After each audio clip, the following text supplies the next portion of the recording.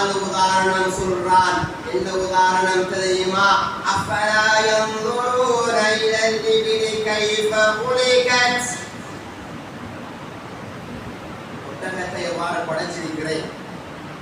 நீ ஒட்டகத்தை பார்க்க மாட்டேங்கிறான்னு சொல்றான். ஒட்டகத்தை பார்க்க மாட்டேங்கிறான்னு சொல்றான். அதே ஆடு மாட உதாரணத்தை சொல்லிக்கிறானே, வேற வேற மிருகத்தை உதாரணத்தை சொல்லியிருக்கலாமே. இதனால ஒட்டகத்தை உதாரணம் சொல்றான்.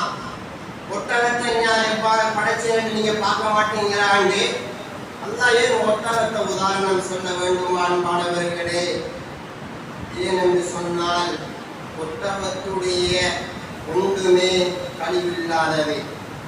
ஒட்டகத்துடைய சிறுநீராக இருந்தாலும் சரி, ஒட்டகத்துடைய எலும்பாக இருந்தாலும் சரி, ஒட்டகத்துடைய மாமிசமாக இருந்தாலும் சரி, ஒட்டகத்துடைய தோளாக இருந்தாலும் சரி, ஒட்டகத்துடைய எதுவுமே வீசப்படக்கூடிய சாமான் அல்ல. ஒட்டகத்துடைய எல்லாமே பிரயோஜனமானது, எல்லாமே உபயோகிக்கக்கூடியது, எல்லாமே மனிதனுக்கு தேவையானது. அதனால தான் ஒட்டகத்தை சொல்றான். அஃபலா யன்துரூன இலல் இபிலி கைஃப குலிகத் வ இலஸ் ஸமாஇ கைஃப ருஃபியத், நான் இந்த வானத்தை எவ்வாறு உயர்த்தியிருக்கிறேன் என்பதை நீங்க கொஞ்சம் அண்ணாந்து பார்க்க மாட்டீங்களா? காலையில வானம் ஒரு மாதிரி, பகலையில வானம் ஒரு மாதிரி, மாலையில வானம் ஒரு மாதிரி, இரவையில ஒரு மாதிரி வானம், தஹஜ்ஜத்துல ஒரு மாதிரி. ஒவ்வொரு நேரத்தில் இந்த வானம் ஒவ்வொரு மாதிரியாக மாறு. வானத்தை பார்க்க மாட்டீங்களா? இந்த வானத்தை நான் உயர்த்தி வைத்திருக்கிறேன், நீங்க பார்க்க மாட்டீங்களான்னு கேட்கிறான்.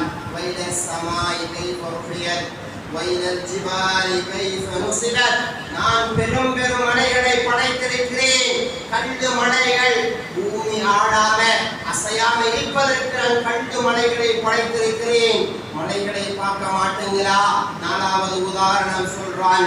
வைலல் ஆர்லி கைஃப சுதியத், நான் இந்த பூமியை விரித்து வைத்திருக்கிறேன் மனித சமூகம் வாழ்வதற்காக வேண்டி. பார்க்க மாட்டீங்களா என்று கேட்கிறான். நாலு உதாரணத்தையும் சொல்றான். சொர்க்கத்தை பேசினவன் அல்லாஹ், நரகத்தை